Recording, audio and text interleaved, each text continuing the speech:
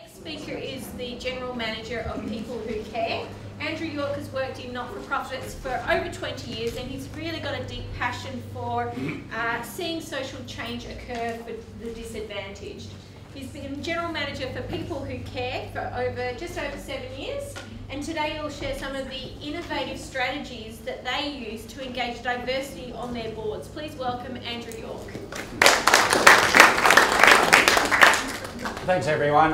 It's a bit of an honour to be here today, and just before I start, my kids bought me an iPhone for Christmas. It's taken me 6 months to figure out how to turn it on, and then I started to put my notes on it, which is great, but I had some laser eye surgery last week, so I've gone back to the old-fashioned way of actually doing things because I can't read my phone, so it's a little bit of a step backwards. But just before we start, a little bit about People Who Care. People Who Care is a little bit unique in the aged care industry in that we utilise volunteers to deliver services around the metropolitan region. So we have 50 staff and we have about 400 weekly volunteers that come in to help us deliver our community care services. So our structures are very much built around recruitment and retaining of volunteers, and that's no different, to be honest, from the way we look after our board members. So there's some very similar things. One of the hard things about working at People Who Care is if you're driving a People Who Care vehicle and you cut me off on the side of the road, I can't stick my hand out and say, "You bastard," because it doesn't go with our image at People Who Care. So that's one of the most hardest things about doing what we do. Just to start with, a little bit, 3 years ago, People Who Care started a journey around board diversity and what actually diversity meant for our agency. And one of the things we started to look at was diversity a doable or an essential task for a not-for-profit group? And my board of management at the time was hooing and hawing. I said, into the future, the way boards are going to report to government, the way boards are going to be accountable to the community has to change. And we can see that in the way our industry is going, can't we? You look at Juniper and some of the large groups, they're not changing their name and their direction for nothing. There's actually a reason why they're structuring. And the smaller not-for-profit groups like People Who Care need to actually look at that, see what's happening, and take heed of the trends that's going on. Very, very interesting enough, I had one of my board members that was going to be here today. She's 25 years old. Her name is Anne and she's a senior partner in a law firm. But Anne's got caught up in a court case, so she can't be here. But she's just passed on to me some statistics that she was researching in regards to not-for-profit aged care boards. One of the first one was predominantly not-for-profit aged care boards is men 51 to 60 years old. Interesting. Maybe 2 or 3 women on a 9 or a 12-person board. Ironic, but how many aged care boards have anything to do with middle-aged businessmen? When you start to think about and break it down, Andrew, we need a solicitor on our board. We need business skills. Those skills can be brought in, even from a not-for-profit point of view.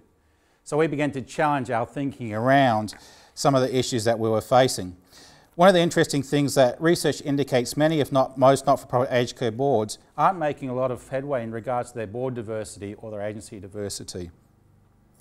Public interest in aged care boards has been additionally targeted to gender. If you're actually researching board diversity, there's a lot around gender and the way people think. There's not actually a lot around young people participating on boards in aged care. So some of the work that you're doing here would be really interesting to actually have that into some cutting-edge papers, because you'd actually have a benchmark from an Australian framework point of view about what to look at. Some of the things that we found, and this is no disrespect to women or men, women say the most effective way to build a diverse board is through board leadership. It's a different line of thinking. Or your chair serving as the champion of diversity on your board. For men, it was about developing a pipeline of diverse board candidates through advocacy, mentoring and training. So 2 different lines of thinking, isn't there, when you start to put your diversity in place. Now, what about age? And what about young people being on a board? And my question is, why can't a young person, let's say from 18 to 34, sit on a board? But traditionally our thinking has been against that age set by saying young people don't have the life skills to be on a board. All right, fair enough assumption. My assumption is that the board is about transformation and leadership and learning. That doesn't pertain to any age group. If you've got a passion and you've got a mission to make a difference in the community, that's regardless if you're 18-year-olds or 80-year-old. It shouldn't really matter. Just going on very quickly to a board diversity frame that People Who Care uses, there's many definitions. We like this one, which just talks about the range and background and interests of individual people as a board member. And one of the things I'll show you after this session is a psychological profiling technique that we use. And that sounds a bit wishy-washy, but it actually gets you to think that the different generations of people have different lines of thinking and different defining moments in what we do. So just a little bit in regards to best practice. Our assumption around board diversity is a very simple one. People that care believes diversity makes for better governance, and better governance means for better results and better outcomes for our local community. So we've put the two and two together in our thinking. Just a little bit about People Who Care's diversity framework. We've set up 3 key questions when we're looking at diversity. And the one is we have a set diversity agenda, and we have a definition around what diversity means for our agency. Then what we've done is we've actually acted on our diversity plan. No point in having diversity discussions and things if you're not going to act on it. That's where it sits. And the last thing we do in regards to our diversity, we manage our diversity. So what I'm going to do is just take you through each of those 3 points, and then I'm going to talk at the very end about how we put our youth diversity program in place, so you can sort of see how it all comes back together and works with it. Okay, firstly a little bit about People Who Care's agenda and how we actually went about doing that. People Who Care used a framework through an author called Catherine Peace entitled Inclusiveness at Work. There's many different techniques around board agendas that you can set. I love this for one reason. Start to think about diversity. Right, I'm in this category, unfortunately. And my daughter said to me last night, "Dad, you've got a body of God." And I said, "What do you mean, Zoe?" You said, "Too bad it looks like Buddha." You know, fat cheeks, round tummy. So when we're talking about diversity, the first thing we do is we actually don't make assumptions around diversity. And that's the fundamental starting point within your agency. It doesn't matter if you're religious-based, not-for-profit, it's to look at your mission and your values and then don't make individual assumptions around those things. And to do that, you have to implement a culture of change. And culture of change is hard. And the first thing we did on People Who Care's board was I looked for 3 board members that were willing to make a change. When you're making culture change in your agency, the theory says you need a minimum of 30% of your people to implement change. So if you can't have that 30% of people, you're barking up the wrong tree trying to implement change. Before we went on to decide, the key questions then we looked at were, how do we become more diverse as a board? Seems easy enough. But then the key question is, why do we need to become more diverse? What impact will it have on our community or looking after our seniors? Before we could actually answer these questions, we had to put some difficult conversations in place. And we decided that the best way to do this was to actually use a framework. And I can guarantee you now, if you're sitting in a boardroom and you want to open your discussion up around diversity, things like sex, religion, politics, you'll have board members really answer with each other. And what we did was to do that in our first discussion, we had a board meeting with a facilitated session, and we looked at 9 different ideologies from 9 board members, and myself as the CEO, and we came up with some very simple rules. The first rule was, what happens in the boardroom today stays in the boardroom. What we say, you can attack the assumptions, you can attack the philosophies, but you don't attack the person. And our first board meeting around diversity, I thought World War III had broken out because 9 people, 9 different views. And we had to meld that in together and bring that back to what People Who Care's mission and philosophy was about, motivating and looking after people in need in the community. So discussions around diversity, intellect, energy and integrity are crucial to that and what our thinking is with it. And just very quickly, I just want to show you People Who Care's diversity statement. We set a diversity statement, and there's many, many different statements out there. And if you just want to have a quick read through that one, and what we've done is we thought diversity goes more than the board. Diversity needs to go through 3 levels in your agency. It needs to be your board of management, it needs to be your executive team and your senior team, and then back into your actual community as well. And they're the frameworks that we looked at. And just before I go on, I just want to do something very simply. And now don't get excited because I'm actually going to take my clothes off. All right, and she's panicking now because she's wondering what's this bloke doing. But I want to just show you the diversity and the change of perception that we can use. These are my favourite happy pants. Some of you probably grew up in the 80s, so I'm just going to put them over my real pants.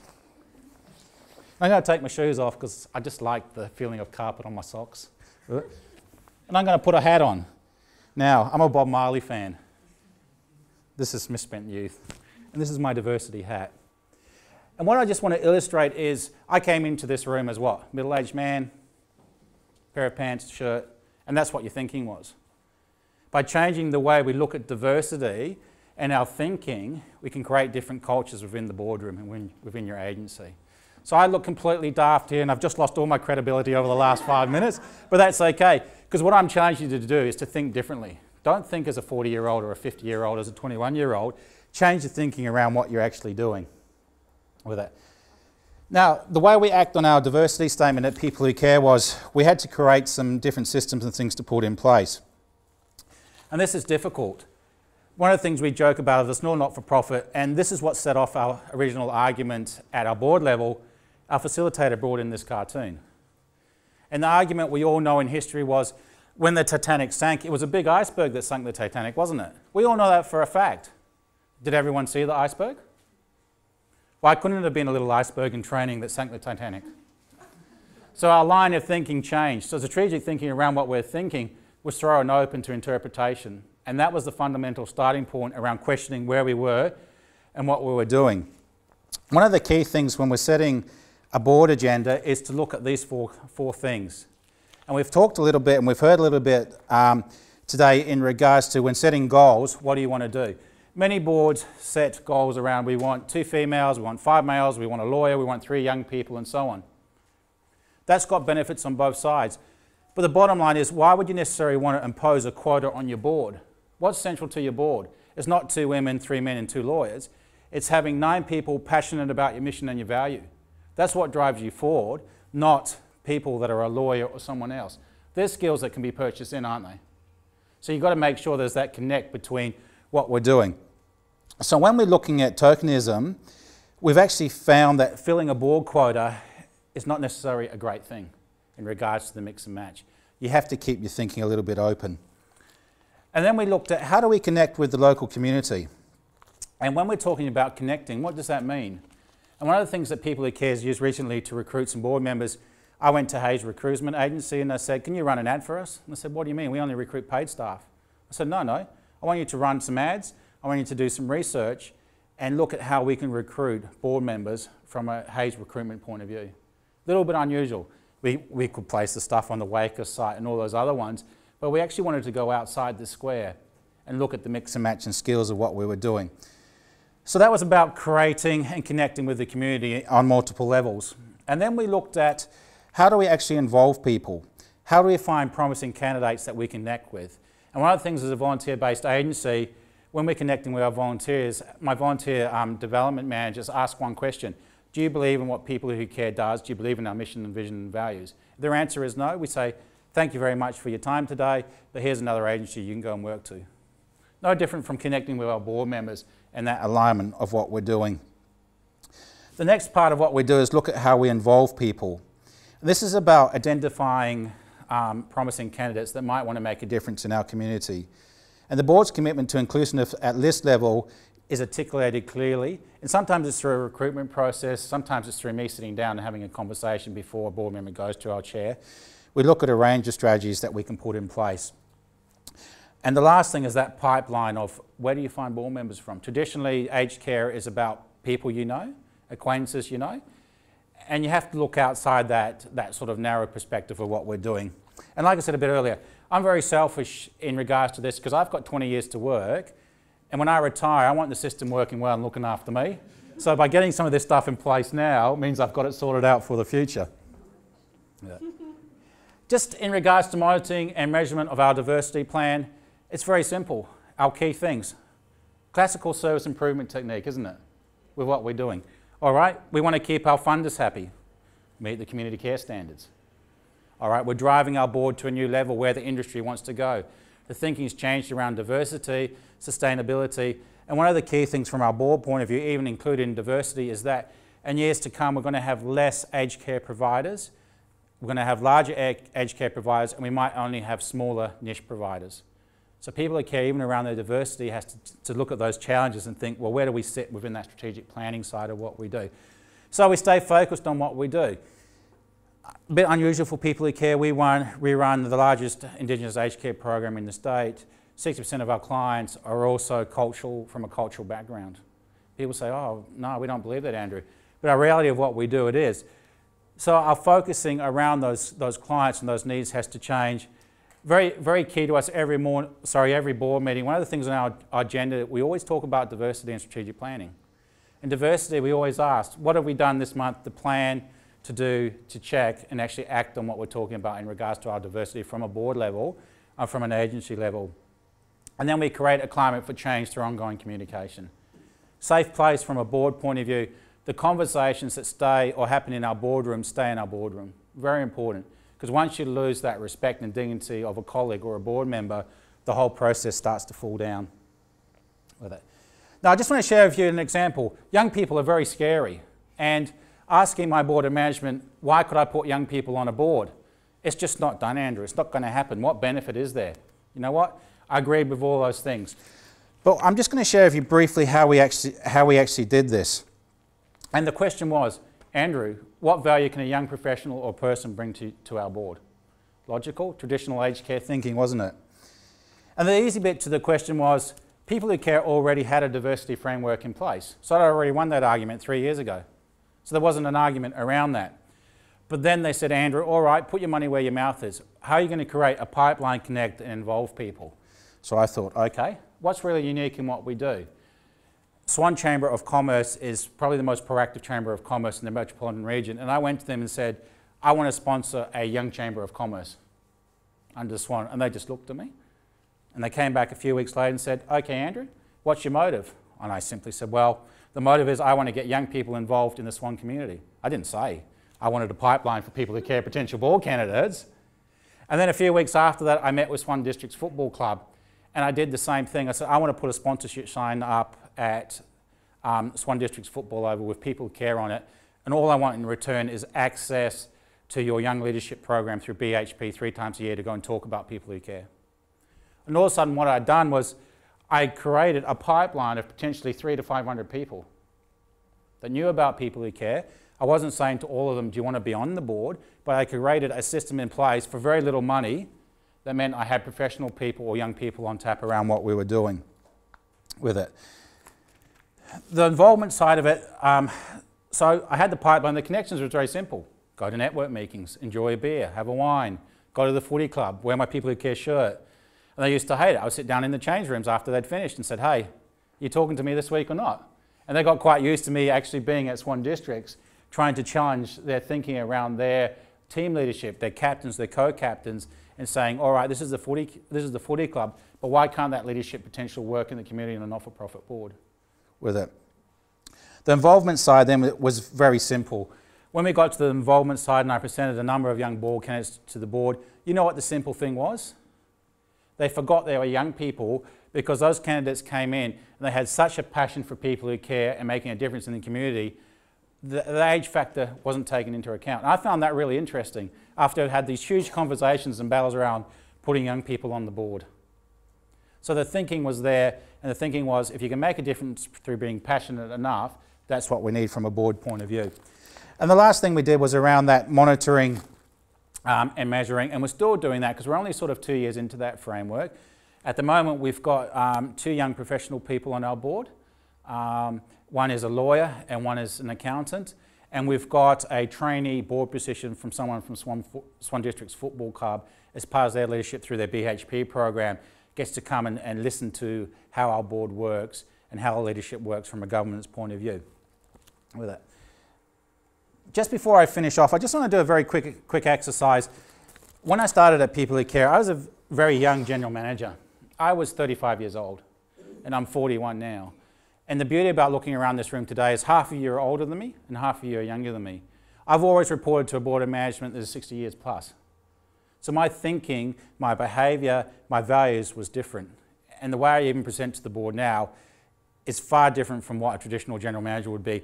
One of the things around our board of management is we're looking at e-learning. Our board papers are actually posted online, not emailed out, posted on our website. All our HR minutes are posted on our website. People can have discussions on the website. So if board members want to question something, they can post comments and then we answer it. So we're flipping our thinking around. And why we're doing that is for one reason, it saves time and it saves money in the process that we're looking at. Just very quickly before I finish up, is anyone a footy fan in the room? Does anyone follow Auskick? Not Auskick, obviously that's my kids. Is there any Eagles members? What team do you follow? That one right there. Oh my goodness. Well, you can come up. You can come up and stand with me for 1 minute. Now, I've got a very simple solution. I'm going to show you very much how you can build a board from a young people's point of view, and also another concept which is called building a tribe. Now, if any of you know about tribe building, and Seth Godin is a guru on this, it's worthwhile getting on and having a look at what he's going to do. And I'm going to ask Brett just a couple of simple questions, and then we're going to change the face of board members in our aged care sector. We're going to try and make it fun, a little bit sexy, rather than, thanks Brett for joining People Who Cares board. Thanks mate, go and sit down. How boring. No, stay up actually. Brett would have run out the door, wouldn't he, at 100 miles an hour. So, Brett, I have one question for you.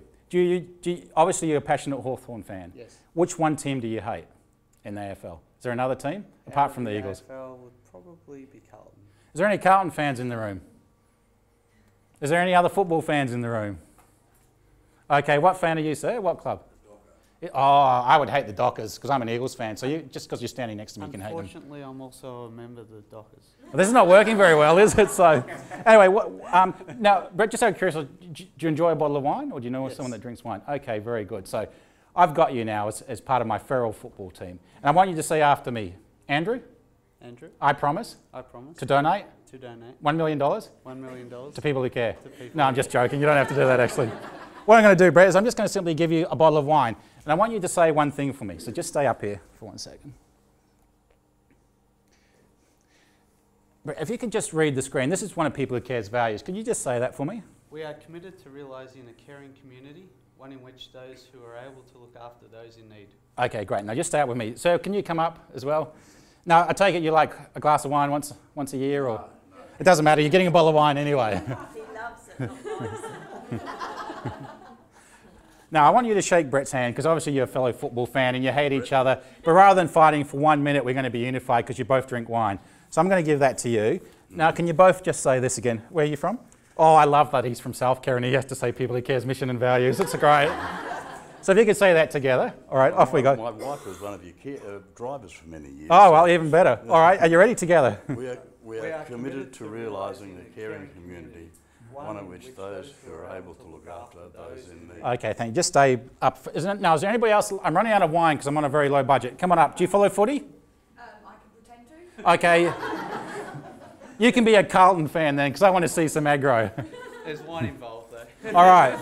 So now I'm starting to build my tribe and my board, aren't we? I think she actually plays with them. She's a ruckman. Right. I don't know what that means. So now we're starting to unify our group. And what I want you to do, just indulge me for 1 more minute. I want you to all say this one more time. Okay, so off you go. We are committed to realising a caring community, one in which those who are able to look after those in need. Okay, thank you. I think that's fantastic, but that was a bit boring. That's a little bit like aged care. I want you to all stand up for me. Just indulge me for 1 more minute. All stand up.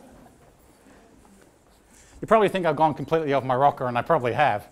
Now what I want you to do is start clapping and chanting. Just clap and chant. Clap and chant. Louder, from in your... Yeah! Make noise! Okay. Thanks, everyone. Now you can sit back down. But you see the difference between a boring acceptance of a board member and something that's fun, sexy, suave. And all I'm going to ask these three to do today, or is to go home tonight, drink your wine and enjoy it. Think about aged care and the difference that you can make. Very simple, isn't it? Think a line of thinking. So thanks, everyone, for that. Thanks. All right, a little bit of selfish promotion of People Who Care. I'm not about to say that. Just very quickly, the only other thing I do is to encourage you to think about diversity is we use a diversity profiling framework to help our young leaders and people within our agency actually think about what we do from a diverse point of view. And if you have a look at the boomers and your core values, very different from our millenniums down the end, aren't they? And the trick is to unite all three levels on one level around our thinking and how we do that. And this is one of many techniques of actually having people understand the diversity framework, understanding, you know, some of the things around leadership, how you think. We all think differently, which means we have to be trained differently and we educate each other differently. And even things around your interactive style is our younger people are very much more participative these days. And one of our board members can organise a gardening day for us in 1 minute. You know what she does? She texts. or she Facebooks. Me, it would take 3 hours to do on the phone to my middle-aged mates. Her, one text on Facebook, she's got 30 people helping. So it's just another framework around what we do. So that's all from me. I hope you got something out of that. I'm not completely mad, but what we're trying to do is just open up our thinking at People Who Care, challenge some of the norms around diversity, and just look at some better ways that we might be able to do something. So thanks, everyone. Don't get excited. I'm going to get undressed. So. Well, you can understand why I wanted Andrew York to come and present to us today. You know, some really innovative thinking around some of the areas of boards. It's great to hear that you've already got a couple of board members under the age of 35, and that's not a huge issue either. That is just seen as normal, and I think you are really leading the way in this space. So thank you so much for supporting our project by coming and speaking today and sharing your wisdom. That's my pleasure. I really appreciate it. Great, no worries. Thank you.